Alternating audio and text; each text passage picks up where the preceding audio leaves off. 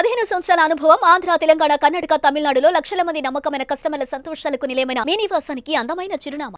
ఆంధ్రప్రదేశ్ రాజధాని అమరావతికి సంబంధించి ఇన్ఫ్రాస్ట్రక్చర్ విషయంలో ఆంధ్రప్రదేశ్ ప్రభుత్వం వ్యూహాత్మకంగా ముందడుగు వేస్తుంది. కూటమి ప్రభుత్వం ఏర్పడిన తర్వాత వీలైనంత వేగంగా మౌలిక వనరుల కల్పన పైన ఫోకస్ పెట్టాలని, దానికి కావాల్సినటువంటి ఆర్థిక వనరుల సమీకరణకు ప్రైవేటు భాగస్వామ్యం పైన కూడా ఫోకస్ పెట్టాలని ఏపీ సర్కార్ డిసైడ్ చేసింది. ఈ క్రమంలోనే అదానీ గ్రూప్ ఇన్ఫ్రాస్ట్రక్చర్ ప్రాజెక్టులో ఇన్వాల్వ్ అయ్యేందుకు ఆసక్తిని కనబరుస్తుంది. ఇందులో చాలా కీలకమైనటువంటి అంశం అమరావతి ఇన్నర్ రింగ్ రోడ్ ప్రాజెక్ట్ని అదానీ గ్రూప్ పూర్తి స్థాయిలో టేకప్ చేయాలనేటువంటి విషయంలో తమ సంసిద్ధతని ఏపీ సీఎం చంద్రబాబు నాయుడు ఎదుట తెలియజేసినట్టుగా తెలుస్తుంది. ఈ క్రమంలోనే Amaravati inner ring road project వస్తే ఏ ప్రాంతాలను కలుపుతుంది, ఎక్కడి నుంచి ఎక్కడి వరకు వెళ్తుంది, అలానే Vijayawada west bypass road complete అయినటువంటి నేపథ్యంలో ఇన్నర్ రింగ్ రోడ్డు ప్రాధాన్యం ఎంతవరకు ఉపయోగంలో ఉంటుంది అనేటువంటి అంశం పైన విస్తృతంగా చర్చ జరుగుతుంది. అయితే గతంలో రూపొందించినటువంటి మాస్టర్ ప్లాన్కి అనుగుణంగానే ఇన్నర్ రింగ్ రోడ్డుని కూడా నిర్మించేందుకు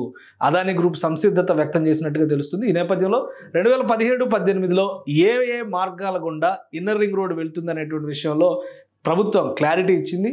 ఆ రూట్ మ్యాప్ ఏంటి తెలుసుకునేటువంటి ప్రయత్నం చేద్దాం. గతంలో కూడా దీనికి సంబంధించినటువంటి చర్చ విస్తృతంగా జరిగింది. అమరావతి ఔటర్ రింగ్ రోడ్డుకు సంబంధించి అందరికీ కూడా ఒక క్లారిటీ ఉంది. ఔటర్ రింగ్ రోడ్ మ్యాప్ను చూస్తే కనుక ఒకసారి చిన్న క్లారిటీ వస్తుంది. ఎందుకంటే విజయవాడ, గుంటూరుని కూడా కలుపుకుని ఆ చుట్టుపక్కల ప్రాంతాలన్నింటినీ కలుపుకుంటూ వేసినటువంటి మ్యాప్ ఇది. ఒక విధంగా చూస్తే కనుక విజయవాడ ఎంట్రన్స్లో కంచికచర్ల ఏరియా నుంచి మొదలు పెడితే ఇటు ముత్తాయిపాలెం, అలానే మందపాడు, పొత్తూరు, నారాకోడూరు, ఇటు మున్నంగి, ఇటు పైకి వచ్చేసరికి కంకిపాడు, పొట్టిపాడు, ఆగిరిపల్లి, గంగినేని, ఈ విధంగా ఔటర్ రింగ్ రోడ్డు ప్రణాళికని, ఇన్నర్ రింగ్ రోడ్డు ప్రణాళికని రాష్ట్ర ప్రభుత్వం సిద్ధం చేసింది. ఈ ఇన్నర్ రింగ్ రోడ్డు ప్రణాళికలో వచ్చేటువంటి ప్రదేశాలు ఇవన్నీ కూడా ఇన్నర్ రింగ్ రోడ్డుకు సంబంధించి ఏ విధమైనటువంటి రూట్ మ్యాప్ చేయాలనేటువంటి విషయంలో ఇక్కడ ప్లాన్ చూస్తే కనుక ఇది విజయవాడ నగరానికి సంబంధించినటువంటిది. గుంటూరు నగరం ఈ ప్రాంతంలో గుంటూరు నగరం ఉంటుంది. అమరావతి అభివృద్ధి చేస్తున్నటువంటి అమరావతి నగరం, రాజధాని నగరం ఇక్కడ ఉంటుంది. సో ఈ మొత్తం పరిధిలో వచ్చే విధంగా ప్రణాళికను సిద్ధం చేస్తారు. అయితే విజయవాడ నుంచి వెస్ట్ బైపాస్ రోడ్డు నిర్మాణం ఈ దిశలో జరిగినటువంటి నేపథ్యంలో ఇప్పుడు ఇన్నర్ రింగ్ రోడ్డుకు సంబంధించినటువంటి ప్రతిపాదనలు ఊపందుకుంటున్నాయి. ఈ ఇన్నర్ రింగ్ రోడ్డు ప్రతిపాదనలో ఉండబోయేటువంటి ప్రణాళికలను ఒకసారి మనం చూద్దాం. అలానే ఈ నగరానికి సంబంధించి అంటే మొత్తంగా టోటల్ పిక్చర్ మీరు గమనిస్తే కనుక ఈ పైన ఉన్నదంతా ఔటర్ రింగ్ రోడ్ అవుతుంది, ఈ పరిధిలో ఉన్నదంతా ఔటర్ రింగ్ రోడ్ అవుతుంది, ఇక్కడ వస్తున్నదంతా కూడా ఇది ఇన్నర్ రింగ్ రోడ్డు పరిధి అవుతుంది, ఇది అమరావతి నగరం అవుతుంది. అయితే బైపాస్ రోడ్డు విజయవాడ నగరంలో ఈ పరిధిలో నిర్మాణం జరిగినటువంటి నేపథ్యంలో ఈ అలైన్మెంట్ విషయంలో కొంత కన్ఫ్యూజన్ ఉంది. కానీ మిగతా ప్రదేశం మొత్తం కూడా యాజ్ ఇట్ ఈస్గా గత అలైన్మెంట్ ఏ విధంగా అయితే ప్రభుత్వం భూసేకరణకు సంబంధించి భూసేకరణ రెండు మార్గాలను కూడా దృష్టిలో పెట్టుకొని అప్పుడు భూముల సమీకరణ చేయాలని 1600 ఎకరాల పైగా ఇక్కడ అంచనా 16,000 ఎకరాల వరకు ఇక్కడ అవసరం అవుతుందని చెప్పని అప్పుడు అంచనా వేశారు. ఏ గ్రామాల గుండా ఇది వెళ్ళబోతుంది అంటే ఇన్నర్ రింగ్ రోడ్ వెళ్ళబోతుంది అనేటువంటి విషయాన్ని ఒకసారి మనం పరిశీలిద్దాం. ఇది 2 దశలుగా ఈ ప్రాజెక్ట్ని చేపట్టాలని ఆంధ్రప్రదేశ్ ప్రభుత్వం అప్పట్లో ప్రణాళికను సిద్ధం చేసుకుంది. మొదటి దశలో 34 కిలోమీటర్లు భాగాన్ని నిర్మించాలనుకుంది. అలానే రెండవ దశకు వచ్చేసరికి 33.5 కిలోమీటర్లు అంటే 33.5 కిలోమీటర్ల మేరకు రెండో దశ నిర్మాణం చేయాలనుకున్నారు.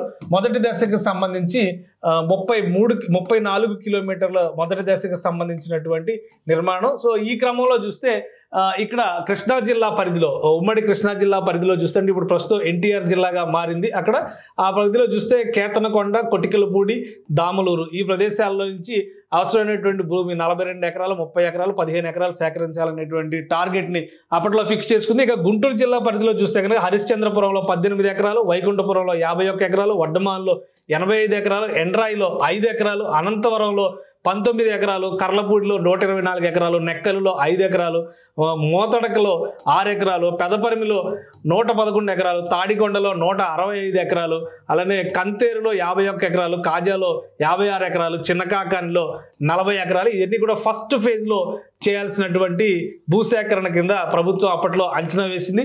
ఇక సెకండ్ ఫేజ్కి సంబంధించి చూస్తే కనుక చిన్నకాకాని గుంటూరు జిల్లా పరిధిలో వచ్చింది. ఇక్కడ చూస్తే 46 ఎకరాలు, పెదవట్లపూడిలో 54 ఎకరాలు, చిన్నవట్లపూడిలో 18 ఎకరాలు, తుమ్మపూడిలో 14 ఎకరాలు, నూతక్కిలో 50 ఎకరాలు, రామచంద్రపురంలో 42 ఎకరాలు సేకరించాలని ఇది రెండో ఫేజ్లో వచ్చేటువంటి మార్గం ఇది. ఇక కృష్ణా జిల్లా పరిధిలో చూస్తే అంటే ఉమ్మడి కృష్ణా జిల్లా పరిధి ప్రస్తుతం ఎన్టీఆర్ జిల్లాగా మారింది. ఆ ప్రదేశం అంతా కూడా కొంత కృష్ణా జిల్లాగా ఉంది. ఇలా అటు ఇటు కలిసినటువంటి నేపథ్యంలో చోడవరంలో ఇక్కడ 45 ఎకరాలు, పెనమలూరులో 47 ఎకరాలు, పోరంకిలో 79 ఎకరాలు, గంగూరులో 2 ఎకరాలు, దోనే ఆత్కూరులో 15 ఎకరాలు, నిడమానూరులో 56 ఎకరాలు, సవరగూడెంలో 18 ఎకరాలు, వెదురుపావులూరులో 119 ఎకరాలు, రామచంద్రాపురంలో ఒక 0.1 కిలోమీటర్ నిర్మాణం జరుగుతుంది. అయితే ఇక్కడ భూసేకరణ ఏమీ లేదు.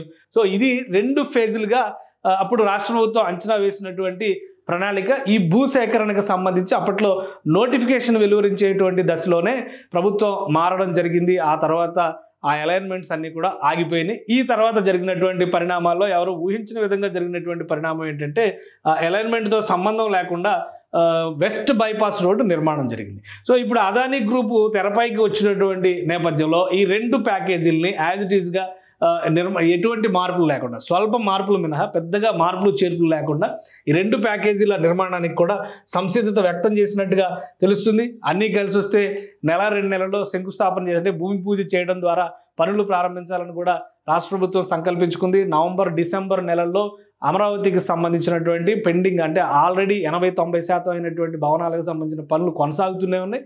కొత్తగా చేపట్టబోయేటువంటి ప్రాజెక్టులో నవంబర్, డిసెంబర్ నెలలో టెండర్స్ కంప్లీట్ చేయడం ద్వారా ఇమీడియట్గా వాటిని ఇనిషియేట్ చేయాలనేటువంటి సంకల్పంతో రాష్ట్ర ప్రభుత్వం ఉంది. ఇదే దీనికి మొత్తానికి అంచనా వ్యయం పరంగా చూస్తే కనుక దగ్గర 7-8 వేల కోట్ల రూపాయల అంచనా అప్పట్లోనే వేశారు. ఇంకా దీన్ని ఒక 10-15% ఈ 5 ఏళ్లలో పెరిగింది అనుకున్నా కానీ ఈ అంచనాలు 10,000 కోట్ల రూపాయలు దాటిపోయేటువంటి అవకాశం ఉన్నటువంటి ప్రాజెక్టులు.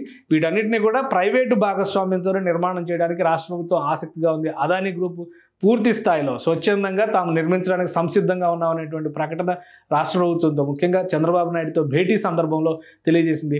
సో ఈ ప్రాజెక్టుకి సంబంధించి రాష్ట్ర ప్రభుత్వం కనుక గ్రీన్ సిగ్నల్ ఇస్తే ఈ ప్రాంతాలన్నింటిలో కూడా భూసేకరణ ప్రక్రియ మొదలయ్యేటువంటి అవకాశాలు స్పష్టంగా కనిపిస్తుంది.